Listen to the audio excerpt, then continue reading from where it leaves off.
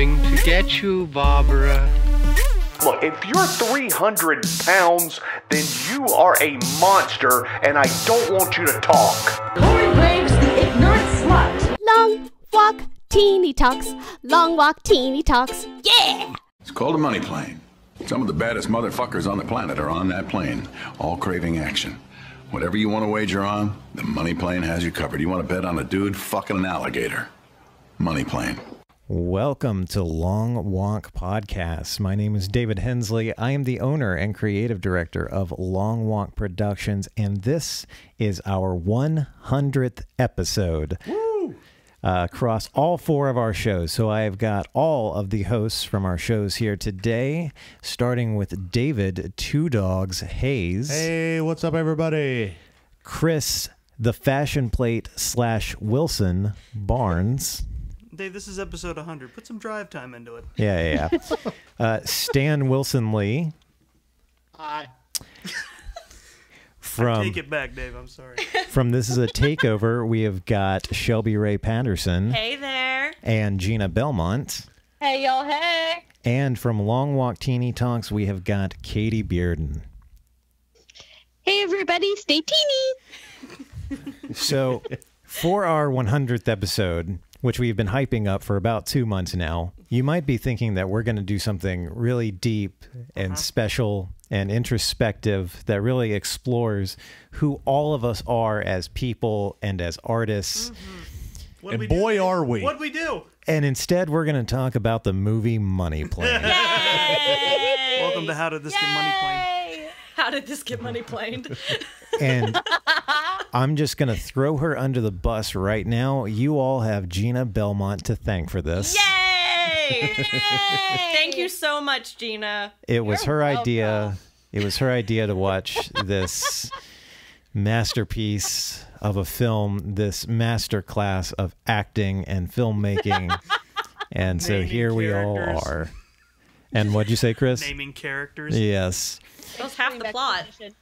So, just to keep this discussion from devolving into absolute insanity, I've done what we normally do on Long Walk Talks when we discuss a film, which is I've broken this down into discussion topics. And the first thing that we're going to attempt to do is recap the plot one person at a time. Oh, now, man. I came up with this idea before any of us actually watched the movie, and I knew how little plot there was to recap. So the idea is I'm going to start and then pass it off, and we're going to see if Gina can, if Katie can finish off the plot for us, or if we all run out of it before we get to her. Ah, okay, I see. So we're going to take this one person at a time, and I will start. Money Plane opens with a man named Jack Reese, played by Adam, what's his last name? Copeland. Adam Copeland, You can just call him Edge. Yeah, a.k.a. the WWE's Edge. Yes. He is an international master thief, along with his crew of ne'er-do-wells. Huge quotation fingers by that. Yeah. And The budget goes a long way in making it seem like a plausible thing. well, when we open, he is at a, quote, art museum.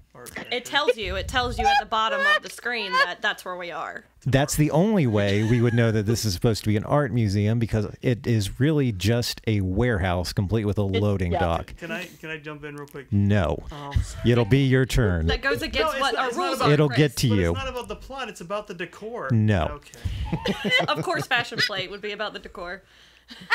So Jack and his crew are at this art warehouse to steal one specific painting. And Doggz, I'm going to toss it to you. Take it from there. Okay, so Edge goes up to the counter, because there's always a counter in a warehouse, and Art museum. Yeah. Oh, art museum. And the guard's standing there. He gives him his card. He's trying to scan it, but the outside guy, who is played by a Lawrence brother, and Andrew. Well, that's not even the Andrew brother, or I'm sorry, the Andrew brothers, the Lawrence brothers. We're doing great. Play, yeah. I'm scared. Well, no, it's not even the Lawrence brother. It's the I can't remember his name. It's the black guy who's the hacker. Oh, you're right. You're right. It's So he hasn't even hacked into the system yet, so he's trying to get it hacked into the system. Takes him 5 or 6 times to get his card scanned. Boom. And he walks in. He starts talking to his crew, so to speak. And the first thing he says, "You ever seen this many guards? This many guns? Yeah, something's off. Let's just proceed as planned." Such an accurate impression of that line. I appreciate that. Yeah. Finds the room where this particular painting is. Goes in, and it's not there. Now, you would think he would have taken one look, spotted it, and said, "No, this ain't it," and bounced right back out. But no, he goes all the way into the room, stares at it for a good 10 Mississippi before he tries to get some help from IT and say, "Hey, this isn't in here." "No, I'm looking at it. It's right there." "We've been set up." All of a sudden, here comes a gas grenade rolling down the hallway. Boom. And gas starts filtering into the room that Edge is in. And then the door springs open. And his other crew member, a female, don't remember her name, doesn't matter, comes in after she's already whooped almighty ass. And they just walk through the fumes. No gas mask, because when you're the protagonist. When you're a thief, you don't inhale toxic fumes. And then that's where I guess I turn it over to Barnes here. Yep, Chris, it's your turn. Pick us up from there. All right. Well, it gets hazy at this point. I know that they hazy.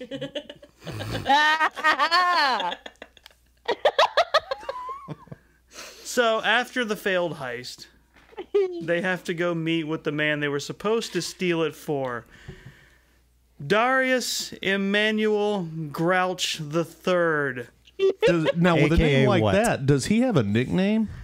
You know, surprisingly, he does, and he announces it for Oscar. everyone. It's no, it's the Rumble. Dun dun. And the more I thought about it later, it's like, did someone base this on Vince McMahon? I mean, Oh. it feels like it. It feels like he wrote this thing. No, the last time he tried writing a movie, we got over the top. Actually, we got No Holds Barred. No Holds Barred, excuse me, I'm Yikes. sorry. All right, well, let's keep this money plot rolling. Well, Mr. Grouch is they make a point of never referring to him by that name again. No. Is very upset that he didn't get his painting, and since apparently this team of best of the best thieves have somehow crossed the wrong people, incurred a debt of $40 million. And so he bought that debt so that he could have his own crack team of heist people. Otherwise known as thieves? No. That clearly don't case the joint when they go Nah. No. I mean, thieves try hard. So These guys are 70%ers. They're lazy. I mean... So he gives them one more chance while threatening to kill them, because he is a badass businessman of some sort, played by Kelsey Grammer. So it's just Dr. Fraser Crane yelling at him the whole time. So now instead he wants him. First of all, he tells him about the legend of the money plane. They use the word legend. Please explain what the money plane is. I don't have to. They explain it in 3 separate scenes back to back. But it's a bulletproof plane. It's a big metal bird that flies in the sky, and people gamble on it, but not just on regular gambling stuff. Also, everyone's on the plane is evil, and that's a requirement to be it on the is plane. apparently. Yeah. So what Mr. the Third wants is they had auditions like they do in Blazing Saddles. he wants his crew to infiltrate the money plane. It's just called the money plane. Infiltrate the money plane. Steal all the cryptocurrency. This script will not stop talking about the cryptocurrency. And steal all the regular money, and then make their escape and give all that stuff to Grouch. Stan, do you want to take it from there? Jesus. Well, then we get, after we get introduced to the Rumble, we get Wesley Snipes and, oh wait, no, that's the other one, isn't it? That's Money Train. That's Money Train. I was like, did I miss something? I didn't know Wesley Snipes was in this movie. I saw the wrong movie. There's Money Plane, there's Money Train, and then there's Money Automobiles. Where was Kelsey Grammer in this movie? But I guess I was watching the... No. This is the greatest movie ever made. That's all I got to say. You're not going to attempt to move the plot along any? They didn't. There was no... Wow. Okay, they're sitting in the money plane. Guy gets... the worst... Okay, I got a question. And I asked... Stan, all you have to do is recap I it. asked Fashion Plate this, and this is probably... He's getting all fired up before he even says anything. Right? Probably in the itinerary somewhere, but Two Dogs, you might have a... Chris said that, what's his face, The Edge, or whatever his name is it the... What's the... It's Edge, It's Edge, yeah. Thing? The Edge. That he's a decent performer, but this performance as a wrestler... Yeah, Stan. That's actually our first topic after this. Okay. We'll get to that. So, Just put a pin in that. So we get Kelsey, and I think I forgot everything after that happened after I got introduced to Kelsey. That's fair.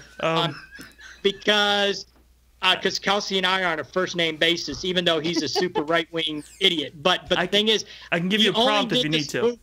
It's like, this is part of the plot, because his part in this movie is smoking cigars and sitting in the same damn location the whole fucking film. Who is Sam Dane? That's the plot. And I spent the rest of the movie trying to figure out what cigars he was smoking, because he had a cutter and he had a ashtray. But anyway, and he shoots a couple people. But that's the plot. But then we get back on the plane, and Money Plane. And The Edge, what, Andrew Coleman? Adam Copeland. Him and Sam Dane are cousins. After meeting, but wait, we haven't talked about Sir Joey Lawrence. No. And him playing the MC of the Money Plane, the MC of the MP. No one amuses you the way that you do. Joey Lawrence.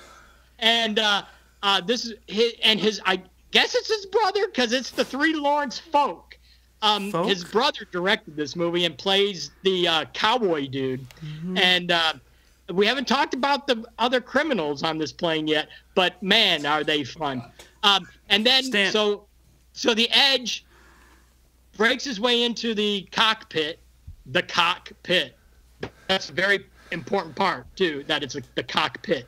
And fights his way in there, gets in there, has a 20-minute fight scene with the co-pilot that he was really surprised about having on the plane. He was really shocked that there was a co-pilot. And so he fights this guy, and it's the worst wrestling bumps ever made.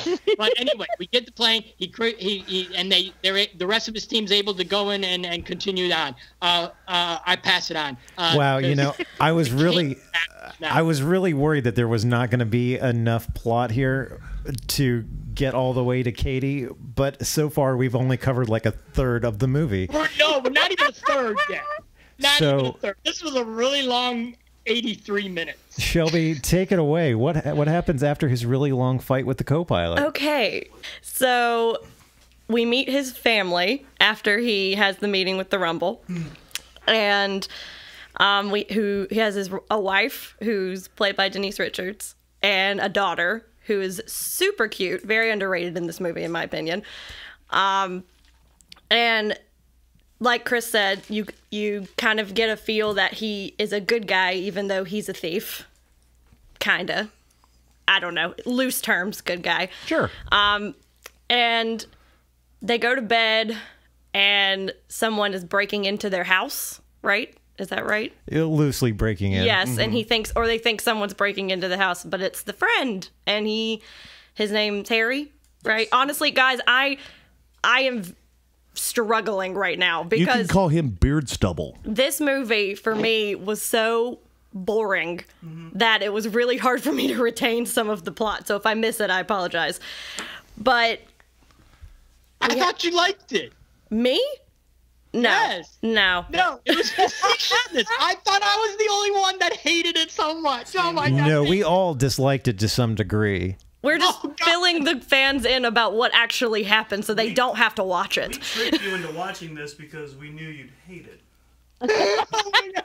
So basically, that scene happens, and Harry's like, I can't come with you on this, but, dude, I'll be here if you need me. You know, like that type of thing. So they go and they get on the money plane, but before they do that, they have an interaction with this flight attendant / check-in lady / all-around person who just has the most cheeriest of dispositions that I have ever seen.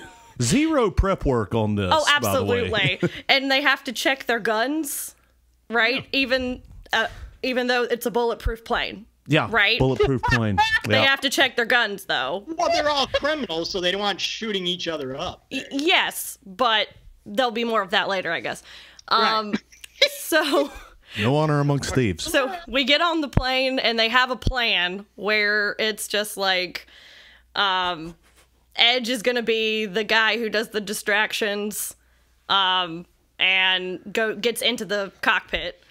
And then the other two or the girl is going to find the safe or where the money is or whatever, and the other guy is going to play the Russian roulette thing. Yeah, he's there. He's also there. He's supposed to try and find the servers so he can steal the cryptocurrency. Right, because there's actual money, there's actual cash money, and then there's crypto money, which, okay. That's all the Grouch wants. I mean, the Rumble. Exactly, that's all he wants. And then there's Edge leaves to go break into the cockpit, and then there's Russian roulette, and the cowboy guy comes up and is like, I've never lost at this game, and I'm gonna do this, I'm the champion. And he's like, I'll go first. He's like, yeah, dude, go first. No, you have, like, winner's advantage. Like, you need to go first. No, you go first. No, you go first. And it's this whole back and forth. And then finally he just takes the gun. He's like, oh, fine, I'll do it. Bam. And he's dead. I did actually. And that's the director of the movie. Let's not forget that. Mercifully. All right. I hope I did a good job. You did. Great. Yeah. You did the best job so far. I yield. All right. Gina, do you want to take it from there, please? All right. I will do my best. So, Money Plane. Money Plane. Basically, at this point now, Edge has been the co-pilot or pilot, whatever, in the cockpit, flying the plane. Don't know why he knows how to fly a plane, but whatever. And so he keeps getting these calls from Kelsey Grammer, checking in, like being like this overbearing parent. He seemed lonely and wanted to chat. Yeah. Yeah, honestly, though, it was the only way that he like saves this movie and is relevant. Oh yeah, the code names of Captain and Colonel. That he never kept to. He kept calling him his real name. Yeah, and he keeps. Yeah. Anyway. Oh my gosh. So the whole time there was this like mention of like always trust your gut, Jack. Like your gut knows what's going on. So he starts being like, something's not right about this plan. Like what happened with the heist over with the painting, and so he's starting to think about that. Well, anyway, we go back to the lower level of the plane, which that just blew my mind because I was trying to imagine stairs going down a plane. But I know that there are super planes that have that, but I just couldn't understand it. So anyway, flight attendant / badass kicker of ass lady, who I'm sorry I forget her name. She goes down, and then there's this creepy, really gross guy who's part of the money plane who is like just trying to totally just get on her. And basically, Ivan. she says no, because duh, he's disgusting. Gross, yeah. And Ivan. He's supposed to be Russian. what? What? Was he Russian? Ivan. No, it wasn't. Okay, There was no indication that he was Russian. Absolutely Never not. got that. Keep going, Gina. The indication that there was is that he was drunk off his ass. So anyway, that's the only indication there was of any character point there. So him and his buddy basically are like, hey, something's up here because the other friend who's like the tech guy keeps winning at these impossible like betting odds. Like, Mr. for McGilligan. example, this one guy, they bet, oh, how long will it take for him to be eaten by a snake? And he guesses it. And then the next thing is like, how long will it take for, just ridiculously like brutal, gory things, but they film it in like really dark, like you can't really see it, quote unquote. And then electric eels and all sorts of stuff. But anyway, he keeps winning these bets and he's just guessing. He's just sitting there like guessing at the random. But the other two bad guys are like, something's up here. So they go down and they see the lady is trying to get into the actual like safe to get the money into the bag and sees our IT guy sitting on the phone trying to set up the cryptocurrency to break it apart and to get into the firewall, whatnot. So there's a fight and she rips a guy's ears off and throws the ears on the ground. And that's when I screamed because one, I was like, what? And two, they were the most fake ears I've seen in my life. But yeah, so she throws that. And then it goes back down to Charlie, who's on the ground, who's the guy who wanted to be in the group, but he's not on the plane. He's down doing groundwork. And I think I can pass it on to Katie from here. Katie, would you like to take this home for us? We have spent so long discussing the plot of this film. Too long. Too long. Oh, so with the, I think I'd be remiss if I don't wrap up the teeny baby subplot with Charlie that Gina alluded to. So Charlie has been directed to stay on the ground when normally he's part of the team that infiltrates and is part of the A team, so to speak. So he's already got a chip on his shoulder for being like the B team and running tech support to receive the crypto money once it goes through and sending a signal up to the money plane, which we fly through one cloud and lose connectivity. So they were roaming that's something to reflect international on waters. later. But Charlie actually gets it is revealed that Mr. Grouch's people were in it, to bamboozle our beloved team on the money plane all along. So there is a reconnaissance team that goes to try to ambush Charlie on the ground to retrieve this crypto money. But lo and behold, a savior in the skies. This might have been my favorite thing. Me too. Is Harry? Yeah. Is it Harry or Henry? Yeah. Harry. Is Harry truly being not even on the premises at all to save Charlie, but in turn flying a drone that is also maybe holding a gun? It looks like it's holding a pistol. So, just a machine gun and shit. In its little arms. There's a lot of firepower that happens, and at one point Charlie is barricaded between this huge pile of rocks, and there's one bad guy left, and that bad guy is maybe 3 feet away from Charlie. He still can't hit the guy. He's impenetrable. So what does Charlie do? He motherfucking punches through an entire hill full of gravel and shoots this guy in the head. And let me tell you, moment of the movie. I tee-heed until I thought I was going to pee-pee myself. Tee-heed till you almost pee-peed. Exactly. So so that wraps up that subplot. Yay. And then we go back to the money plane. We have discovered that Mr. Grouch is not everything that he, told us at the beginning. Big shock. So Edge wants to put his entire family and his team's entire families and loved ones at the mercy of this tyrant. And he decides to throw the money out of the money plane and transfer the crypto money to all the surrounding charities that could benefit from the other people that were corrupted people on the money plane that dealt in arms and human trafficking and all kinds of things. So they're deciding to donate the money. So we finally bid our team adieu as they jump out of the money plane and chuck bricks of money out of the plane, hoping that they land safely on the ground to not impale, a family of four just trying to make it through. And then we wrap up with Mr. Grouch having a hit put out on him and his home, and we close his storyline with him fully holding a fake machine gun and just screaming into the void. Yeah, so that's what I got. Everybody goes home, big happy family. We're all playing in our backyards. Edge is living his best life. Fuck the other people on the team. We don't care what they're doing anymore. Thank you. We're super glad to see Denise Richards, which I was really hoping was going to be like the big bad of all of it and be like, it was me all along.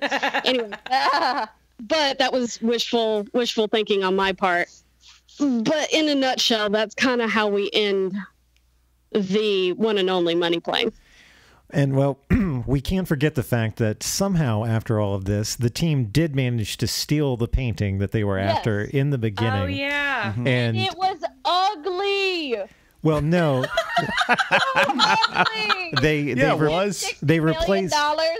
They replaced the actual painting with a crudely drawn canvas of a stick figure giving the middle finger. Yeah. And they sold the real thing, and now Edge and the whole team are millionaires or something. Hooray. Wow, what a shithole. So now that we got that extremely lengthy recap out of the way, plot of Money Plane. Let's start off by, Stan, you tried to take us here a little early, and let's try to keep the conversation orderly. But the first question that I have, and that Stan already brought up, is why Edge? Why Adam Copeland? Why are you going to cast a WWE wrestler as the lead in your film and then give him nothing wrestling related to do, and in fact stick him in the cockpit of the plane for the majority of the film? Mm-hmm. Mm-hmm. Anybody got thoughts on? I kind of have some. So my only thing that I can think of is either the director is a wrestling fan and saw that he is on Vikings and was like, oh shit, he's acting now and I love this guy, so I'm going to put him in my movie. Or Edge is like, I need some more acting creds, so I need to get in this movie regardless of whether I fight or not. That was just kind of my two thoughts on it. That maybe they were just like, oh, if we get him in here, we'll actually have an audience for this movie, because they'll be like, oh, Edge is here. Like, I love him. I'll go watch it. Now, I should mention that the whole reason that we chose this movie for the 100th episode is because this is the best of all of our world. It stars a wrestler, and it's a bad movie. It was the perfect choice, or so I thought. Yeah. Chris, what were your thoughts? My cynical but still kind of serious answer is he was within the budget of what they had left after getting Kelsey Grammer. Well, and Thomas Jane probably also wasn't cheap. Certainly. Oh, true. Doggz, thoughts on Mr. Adam Copeland? Well, it's very similar to what everybody else thinks. I think that the director said, well, you know, I need, we've got Kelsey Grammer, but, you know, that's a niche audience. I'm going to need somebody that's going to get me some ink for an action movie. And somebody drunkenly walked up to him and said, you know what? I go talk to Vince McMahon because he sells wrestlers and he sells them cheap. And then he goes and throws up in the toilet. Now, which one do you want? I want one that looks sort of terrified in every scene he's in. Yes, Katie, you were quick to point this out. this Will was you Katie. take a second to talk about the extent of Adam Copeland's acting range throughout Money Plane? Yeah, for the most part, it was a lot of existential dread internally. Like, his facial expressions were just like, I have lost my best friend in every situation. His eyes, he has such expressive eyes that they were out on stems like a cartoon character at any given moment. If this was truly supposed to be like the Ocean's 11, like heist in the sky vibe, he was not playing that off at all. He was constantly like internally screaming while he was trying to play it cool, is what his face said to me. And that would have been cool if that had been part of the character. But no, he's supposed to be just like super. He's supposed to be the guy. He's supposed to be the. And what we kind of glossed over was that there was a juxtaposed scene of them. Like very Ocean's 11, like, okay, here's the plan and here's what we're going to do. And he explains all of it and he just looks petrified the entire time. He's sitting at home with Denise Richards just like, oh! He's just, he looked like he just got done just reading vibrating with angst all the time. And I don't know, like it was really difficult to watch him try to be the cool guy. And I'll add my thoughts about why him. I think he just picked up the phone that day, to be honest. And I think they dangled the carrot out there that's like, you know what? You'll be the lead dude. It's going to be awesome. And I also will mirror Shelby's remarks as, a lot of people that were involved in this production, whether writing it or directing it, are in fact marks themselves. Absolutely. Have any of you guys ever yelled at a dog and then felt really bad at the look that it gives you afterwards? That's Adam Copeland's face the entire movie. Why is that so accurate, though? He looks That's like incredible. a dog whose master just chewed him out for peeing on the rug. Oh my God. Or the kind of face that a dog can give, like when you accidentally step on its paw. Oh. Like betrayed. I'm sorry. See, I'll take it a step further. It's you've seen those the Shih Tzus where they if they get scared enough, their eyeballs pop out. Yeah. Yeah. So I think that's what Adam Copeland is in this movie. He's the Shih Tzu. All right, Stan, since you brought it up earlier, we'll get your thoughts on it, and then we'll wrap it up with Gina's thoughts. So, Stan, what were your thoughts about Adam Copeland? Can you hear me? Yes. Okay, because my camera went out, so I don't see myself, but that's probably a good thing. What's the question? Talk about Edge.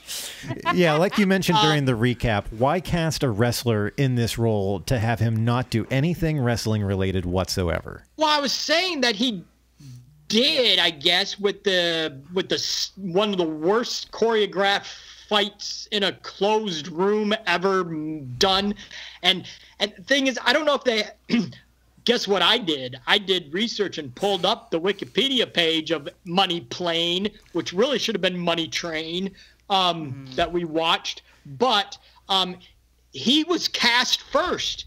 He was the first cast. Kelsey came in later.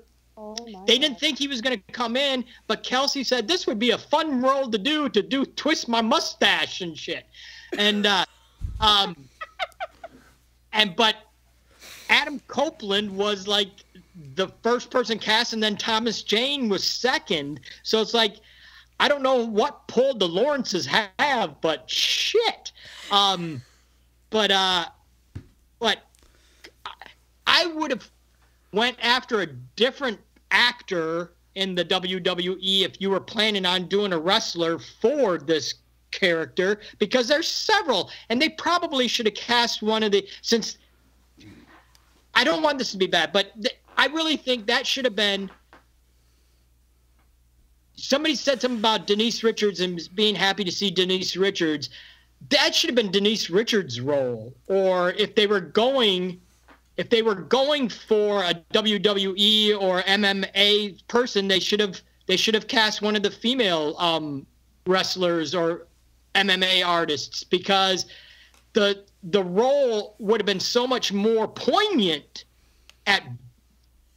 in its sense for that, but he is horrible. I mean, they should have like switched him with Kelsey Grammer. They should have put Kelsey Grammer in the cockpit. That's all I got to say. Or they should have put Mr. McGillicuddy, the actor that played Mr. McGillicuddy, whatever his character's name was, but he should have been in the cockpit, you know, but he was busy looking for the server. It's like, yeah, it's like that fight was not worth it to have him do the rest of the movie as the pilot, because that was a really bad fight. And Two Dogs, I don't know if it's a thing, but if you're a WWE person, if you're a wrestler and you're casting a movie, are you supposed to continue the weird, oh, I got hit, I need to act like I got hurt, so I got to do that really stupid shake-off move? Is that the standard? Oh, I'm hurt, I got to shake it off. Is that the standard? Kind of. Well, I did notice a couple of things about that, and I agree. That was a terrible fight. They took Edge, who is 6'4", 220-something pounds, and apparently this other guy was like 6'2", 6'3", and they put him in the smallest room in the plane and said, the money plane. And said, let's have a big brawl with these two monsters. Which could have been interesting in theory. Yeah. Sure.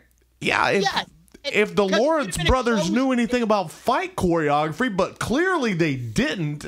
Either that or they just let Edge choreograph it. And match, you know, a tiny cage match type of thing. If they actually... Because the page said that they had a very short schedule, and you know there is a really low budget, and they were still building excuse they're going with as we were making it. But the thing is, it's no excuse. Don't finish the movie then. You know, if you're gonna do this, and it's like, and totally be lackluster about it. I mean, even if it is low budget, you can still make it look better. And I'm just wondering, what is he like in the wrestling ring? In his performances in the wrestling ring, is there any sense that he would have been decent in this role? Actually, yes. Edge is one of, well, at one point in time, Edge was one of the best wrestlers in the world. Now, granted, I saw that this was filmed in, was it 2019 or 2020? I think 2019. Yeah, 2019. So Edge is like 46, 47, something like that.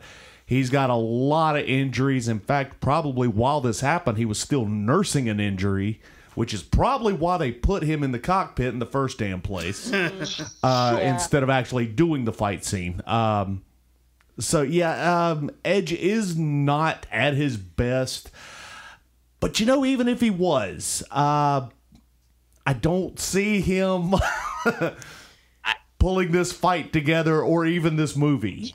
Yeah, because you have examples like Expendables and even Bautista in the Avengers films and stuff that's like, okay, I mean, it doesn't matter if you come from this history, you can make the performance work. Right. You know, and it's like, especially like Expendables stuff, that's not big high budget stuff, but they do the work. Sure. And it's great. All right, let's pass it off to Gina now. Gina, what are your thoughts on Mr. Adam Edge Copeland? It should have been Beth Phoenix.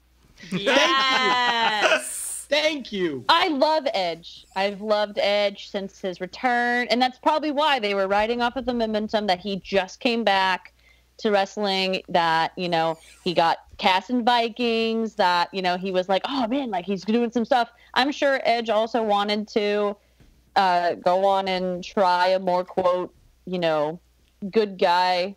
Like, I'm still like, oh, like this is something that I do on wrestling. Like, I'm kind of the good guy, kind of the bad guy, can do this kind of role. And he thought, oh, I'm sure this would be fun to try.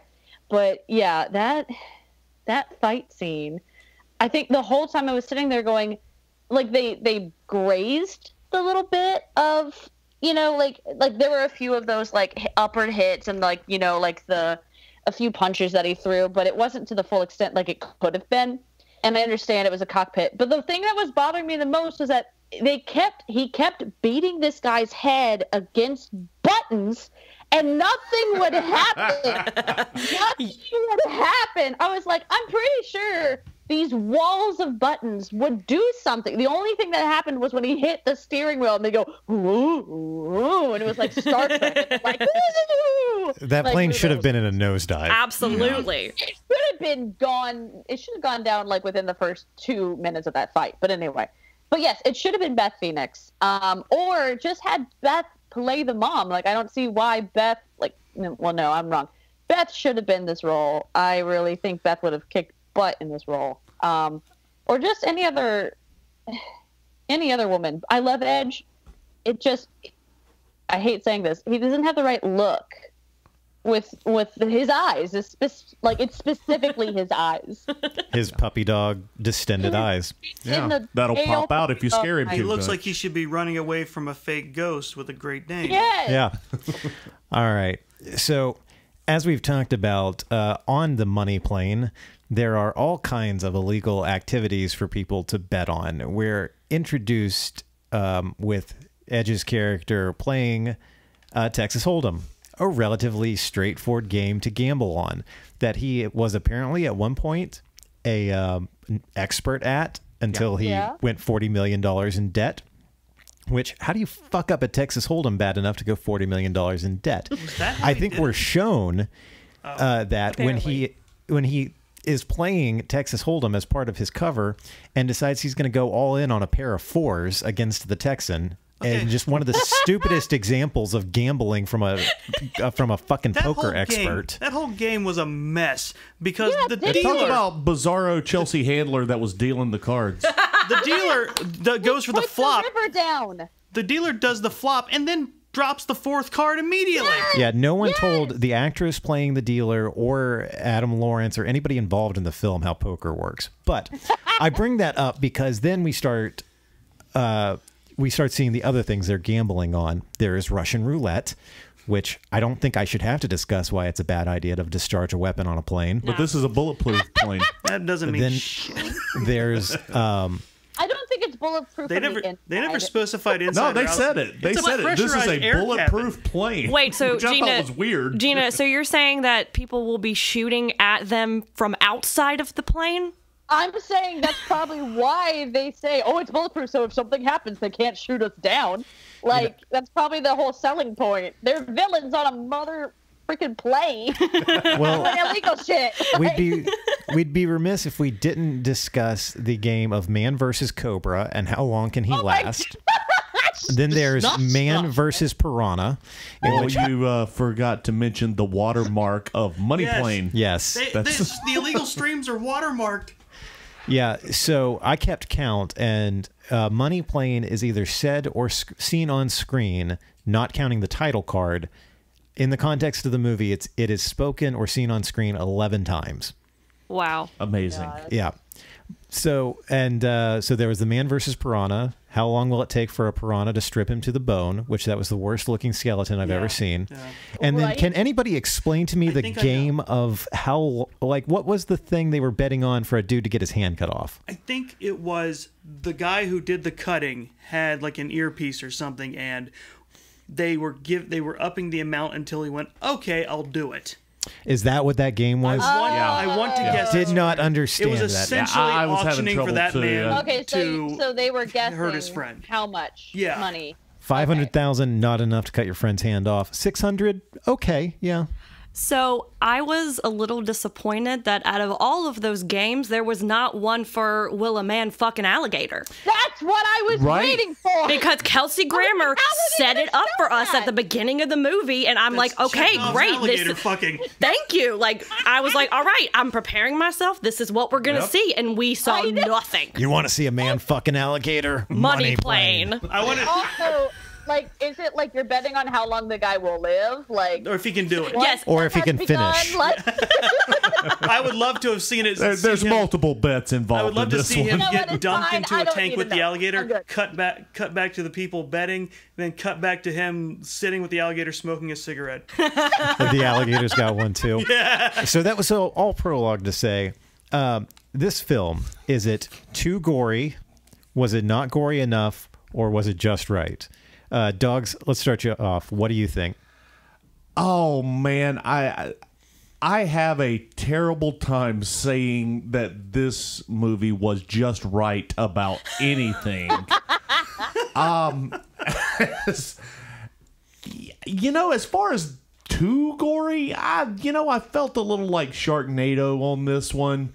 I felt like they're at this point they're aware. They gotta be, right? Well, and it's not just the games they're betting on. She at one point the badass of the team breaks 2 bottles over a dude's head and then stabs him in the gut with them. And let's not forget about the ears getting pulled off. That's true. That is true. And the vodka bottle. Stabbed into his head. Yeah, I didn't feel like it was too much. Because like I said, it was a little hokey. I would recommend my grandson to go see this movie. Yeah. Just a reference, how old is he? Yeah.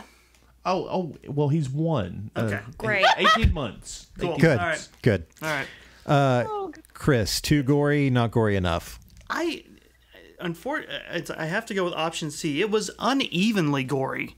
Like, it was a pretty bog standard, we're trying to heist things here, aside from the Russian roulette failure, which you don't really see much of. And it's played completely for laughs. One of the few genuine laughs I got out of the movie, actually. But then comes her name's Isabella. I looked it up. Isabella first tearing a man's ears off. Which I want to say is one of the very few accurate things the movie got right. Because as I pointed out to these guys when we watched it, it is shockingly easy to pull a person's ear off. Just because it's just pure cartilage. Yep. Yeah, and in fact, that is like a school of self-defense is go for the ear, and you can tear it off essentially with your pointer and middle fingers. Mm-hmm. 2 pounds of pressure. But terrifying. Are you serious? Terrifying. Yes, that's real. Wow. Okay. That is actually something bouncers are taught to de-escalate fights. To rip off ears? Yes. What? 'Cause they can't keep fighting if they're looking for where their ear went. Oh my god. I wish I had just made that up. That is actually That's how true. I de-escalate fights. Okay, sure. That's what I say. Don't act like you didn't hear me. Then you wave the ear at him and throw it away. All right, Doggz wins the podcast. You broke them. You won. But between that, the high heel and the forearm, the bottles in the stomach and the head, like that all just ramps up at just right then. And then there's nothing really, I mean, aside from the terrible CGI for the piranha thing, you can't really see it too badly when the man's arm gets chopped off, and then the cobra just bites the guy and he shakes until he dies. So there's just really just big segments like, all right, we're going to put all the gore here. Right. And then it's just not really much anywhere else. Stan, thoughts on the goriness?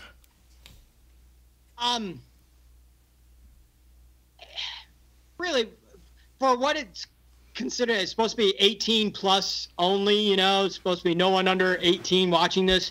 And then what was happening, like Gina was saying, how dudes was getting smashed into buttons and shit, and it's like there should have been at least some prong type things coming out of those button areas that he should have got totally Once Upon a Time in Hollywood too. And it's like there should have been a lot more blood. It's like the bloodiest moment was after the cockpit fight. Edge had that little cut down at the side of his head, and it was literally just somebody putting whatever it was on his face. There was no cut or anything. But the best moment, I didn't have as much fun with the ears as y'all did, but I had fun with when Isabella broke the bottles and did the 14 stab punch to the dude with the bottles, and then finish it off with a headshot to the top of the head. That should have been a lot more bloody because it was broken bottles to the belly and to the head. But the thing is, the action was fun. And so I guess they didn't want to take away from the snuff idea. So they didn't want to make the real life stuff bloodier. I don't know. And this is all, I can only imagine. I'm sure they couldn't afford the special effects.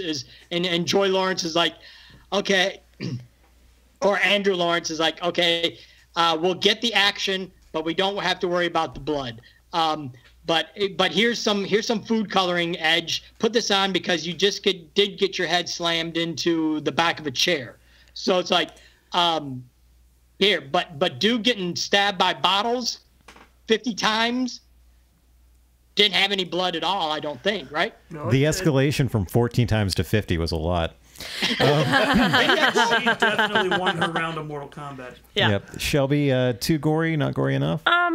Okay, so after everybody is talking about all of the gore that happened, I feel bad for saying at the beginning of this show that this movie was boring.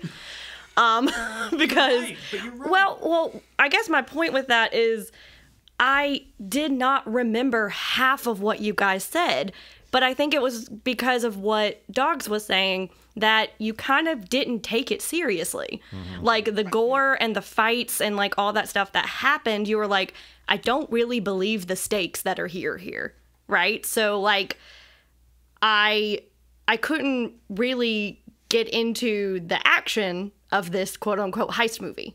Right? So, like, the gore for me, because you guys know I am not a horror movie person. I'm not a gore person. Like, when there's blood that enters the scene, I'm like, bleh. Like, I can't do it. But with this, I didn't really mind it. And maybe that was goes to Stan's point about there not being much blood, right? For all the injuries that happened. But, so I guess for me, it was just the right amount.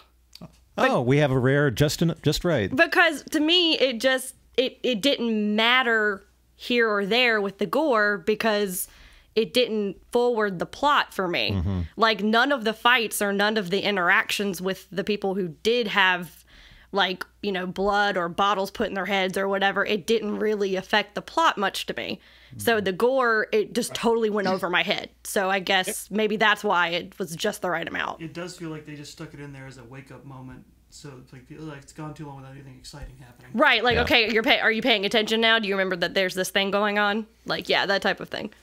Gina? There were steaks, though. They ate a steak at the dinner scene. That's a joke. I know you can't see me. You can't see my eyes rolling into the back of my head and staying there because the amount of disgusting, why did we make this movie? Chelsea, I know why. Stan, had you just stopped at, they were eating a steak at dinner, there would have been a pause, and then I think we all would have laughed. And then you just proceeded to beat that joke over the head with a pair of liquor bottles and stab it in the stomach and then finish it off with a broken vodka bottle to the head. With money planes streaming in the background. Yeah. Gina, thoughts on the gore? I agree with Shelby. Thank you. I just right? believe that it was just right because of the nature of the absurdity. I had a feeling going in. I didn't expect like the full Russian roulette, but it sadly was comedic. It was a funny moment, But I think, the ears did throw me for a loop. That one did get me.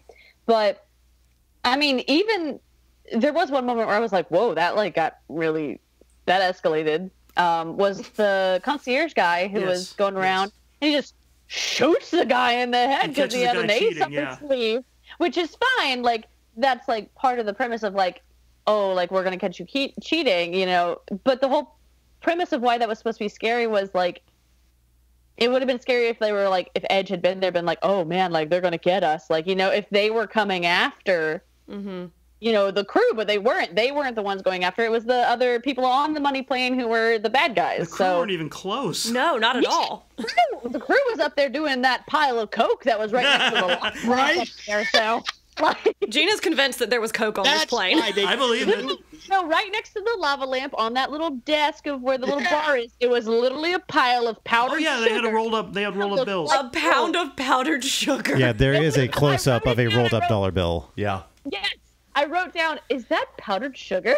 Yeah, I totally missed that. They just hadn't made the donuts yet. The only reason to do the movie is that we could snort coke. It's for the diabetics who like to live dangerously. And that's the other thing I was going to ask. So Katie had said, because I wrote down the exact same thing Katie did. We were talking about like when they were dropping the money to the ground. You took notes? Okay, but the blocks. Is it blocks of coke or is it blocks of money? Because blocks of money. Why would they bag the money and then just have piles of money not bagged next to it? Like, who knows how the money plane really works? It's a legend. In your defense, there were a couple of bags that come back full circle. Did look like coke wrapped into a brick. I think they just had those on set and accidentally left them in the shop. It's like it's like Daenerys's coffee cup in Game of Thrones or Sansa's water bottle. This is the amount of coke they needed to keep people wrangled on set. Yeah. You Katie, they were negligent. And that's my thing, actually, is that I thought there was a little more. Well, I guess that I thought they were blocks of coke, but I don't know. I thought there was more drug use and reference of that than there was of the violence. But I guess, to be fair, to Shelby's point, I did forget some of the other points of violence of her stabbing the crap out of that guy with the bottle and all that, because the movie was so like it was just so nonchalant and casual with the murder here and with the violence. Yeah. So I say it was just the right amount for the absurdity of the movie. Nice. Katie, round us out here. What were your thoughts about the goriness of the movie? Oh my Lord, I have a big white beard from how long we've been talking about Money Plane. Money beard. Money beard. So I've just been reflecting on everybody's thoughts and perspectives, and I can sympathize with what Stan was saying because of the lack of special effects that were in this movie, but I don't think that there was a budgeted item for special effects in this movie. To me, this is the ultimate poster child of we will fix it in post. Yeah, the gunshots, the makeup, like we're all about, like, you know, getting the shot for the shot's sake, but not doing it correctly. So to answer your question, I feel like the gory elements would have been better had we used practical effects, because I'm a purist when it comes to that in horror movies. But I can also completely understand the rationale of doing CGI blood or CGI effects, because there is nothing on this planet worse than bad blood continuity to me. So, and we're already swinging for the fences with continuity in a poker game, laying cards on the table. So I could understand if we needed to bypass the gory elements. Would I have liked to have seen more? Yeah, of course. Anytime anybody got killed, it tickled me to death. I thought it was so funny. So, I mean, I think it achieved its Sharknado status of, like, leaning into, like, hey, this is kind of wacky, isn't it? But also giving the female character a lot to do as far as, like, you know, getting her own, you know, as far as the fight choreography and doing a lot of the badass moves, in my opinion. But yeah, for me, the gory bits, I can take them or leave them. I wish they would have spent a little more time on using practical effects. But, you know, that seems to be asking a lot for who all was involved in this film. You could tell there was a huge focus on glamour makeup, but not so much on the actual prosthesis or anything like that. Nice. In my opinion, this movie just needed to pick a direction to go in. Either you're just going to go the whole, it's scarier what you don't see, and you're given the implication of, oh my God, like 3 of the people in this room are watching somebody fight a cobra. 2 of them are enjoying watching this, and 1 of them is just flipping out because this is terrifying and so foreign to him. You either just play that and you don't see much of the cobra fight, or you go full on and you have a man trying, like, getting chased by a cobra or a man getting eaten by piranhas. You just needed to pick a direction. Either be gory as hell or don't do it at all. That's what frustrated me. And I'm so glad, Katie, you brought up the guns, because Jesus God, that frustrated the hell out of me. There was not a working prop gun in the movie. They CGI'd in all of the gunshots. You just saw the bright muzzle flashes that were added in post. I mean, come on. Do you know how cheap blank guns are now and how cheap blank firing ammunition is? Like, why? Why do the fix it in post route? Another thing that got me right off the bat. Can you hear me? Okay. Edge does not know how to hold a gun. Neither does the woman who played Isabella. It was painfully awkward and weird watching him hold a gun. I'm like, did you not get anybody? I mean, just to show you.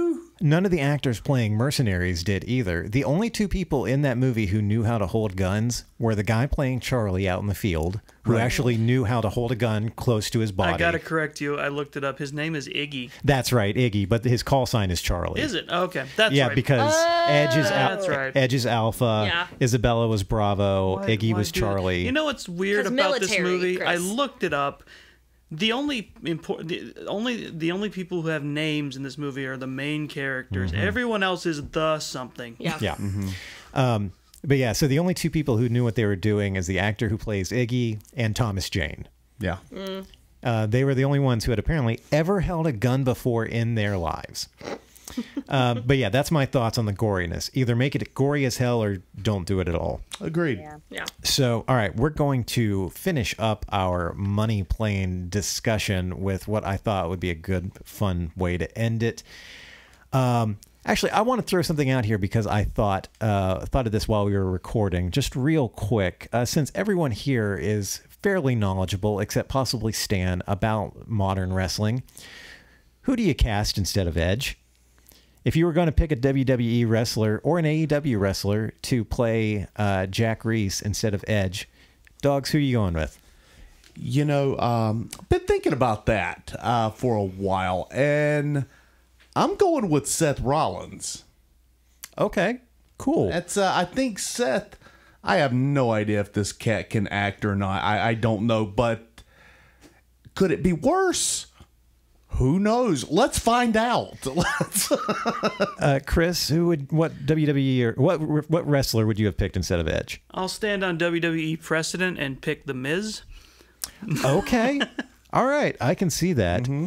Stan, do you know enough about the current roster to hazard a guess of who you would current roster? Maybe not, but I was talking about, it's like, why make it Jack Reese? Make it Joanna Reese and cast somebody that's got some gravitas from the... From the, I don't know what you guys call it. What do you call the female? The women's roster. Yeah. The women's roster. Somebody from the women's roster, either from WWE or the entire women's roster. Yes. Because I think it's a horrible. I think it's a horrible precedent, and I think it would have made Kelsey Grammer even more mad that he had to sublimate himself to a woman. So okay, sure. All right. And that would have been in even better use of the character's time. Shelby, gender's not an issue. Which wrestler would you have picked instead of just Edge? Well, Chris took mine. I thought Miz was going to be perfect. It's true. I was looking at the paper she was holding. I said, I'm going to choose that. Exactly. Well, I was going to say Miz because he has been in the Marine movies. That's exactly what I did, yeah. Yeah, he's been in them not all of them. John Cena was in some of them, right? Sure. It was Cena, then Ted DiBiase Jr., and then it was Miz for like 3 or 4 movies. Oh, okay. Yeah. But if I had to pick someone else and gender is not an issue, I may steal yours again, Gina, but Beth Phoenix. Just because it doesn't have to be because she is Edge's wife in real life. Oh, no. But really? She is a great commentator and just really is a good... I felt when she was doing her run with WWE, she was really good. And honestly, she would have more of a quote-unquote, like, leader and macho persona than Edge. Nice. Gina? Yeah. So, I thought of some more up on top of Beth.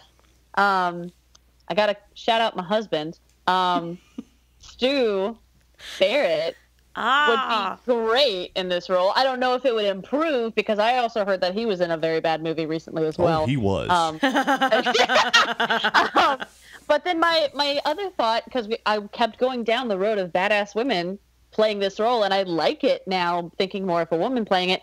I know Becky just had a baby, but Becky would have been really nice to play this role.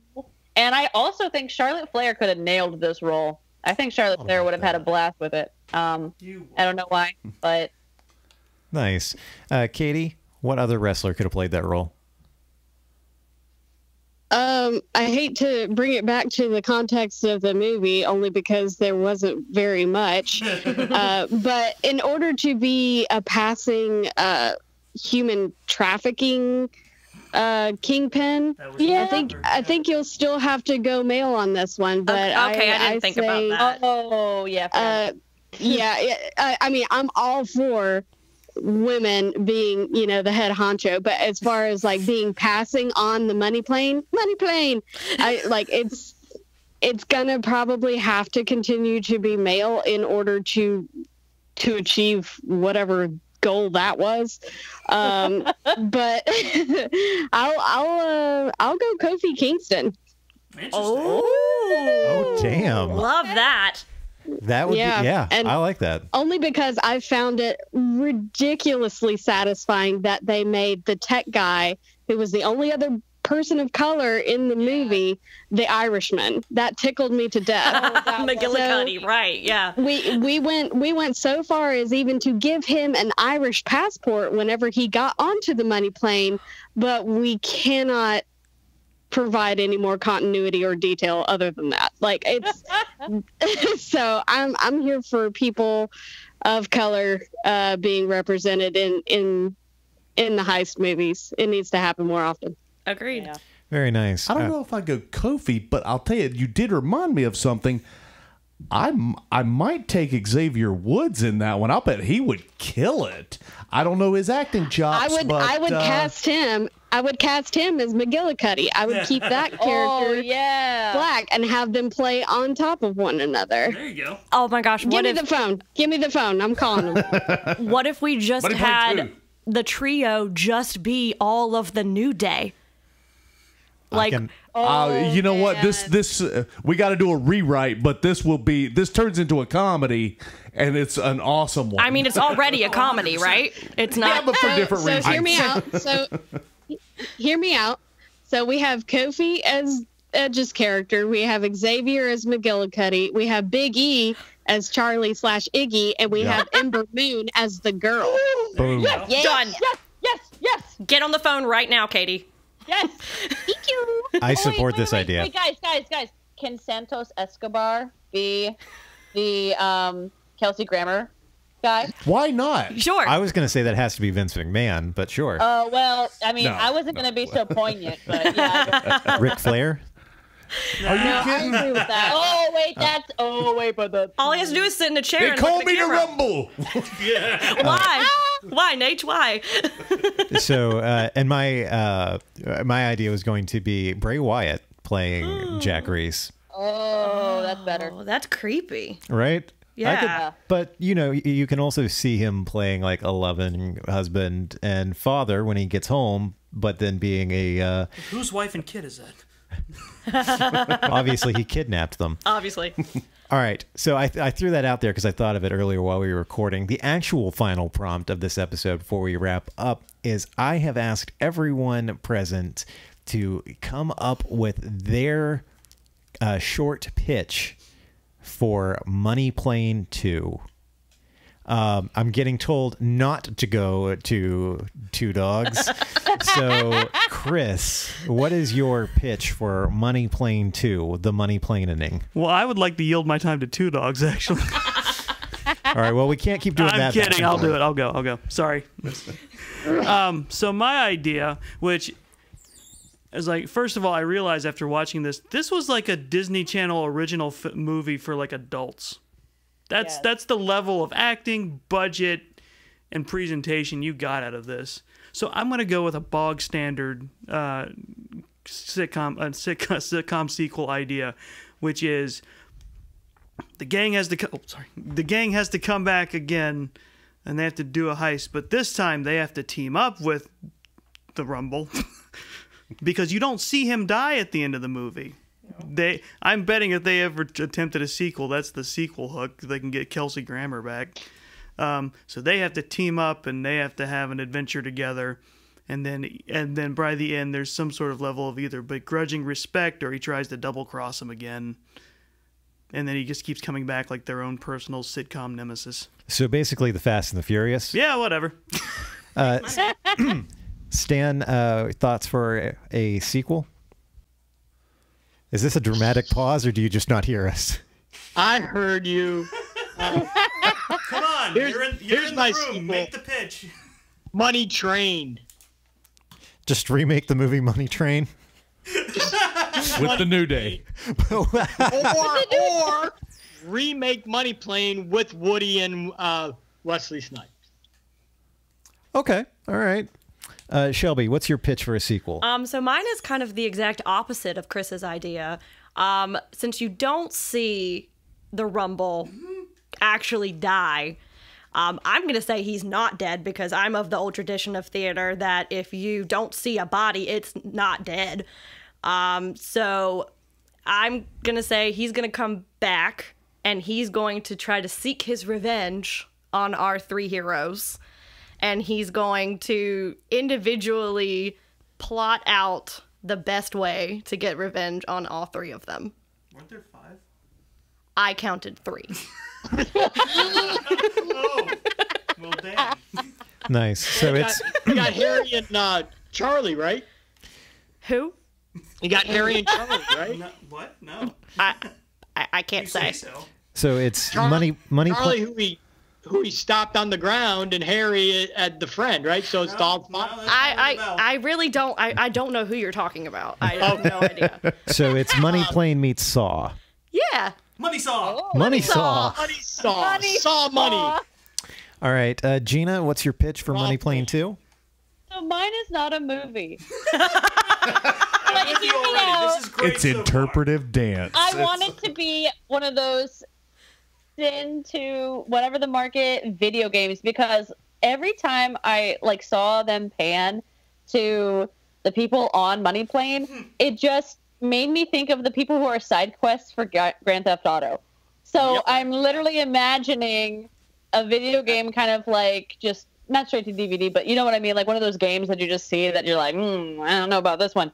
But them, it's just Edge's in the car or whoever our new cast is, and they're just running around doing little side quests and all of that. I couldn't think of a full movie because I don't want to. I don't want to. Right? That's fair. IKR. Katie, what is your pitch for Money Plane 2? Snakes on a money plane. This hiss is about to get real. Beautiful. We've seen the detachment of them watching people get obliterated by cobras and piranhas or whatever. There needs to be a little bit more of comeuppance for the people on the money plane. I say put live snakes on the plane and let the chips fall where they may. The Snake's Revenge. I love that idea, actually. That's awesome. Snakes on a money plane.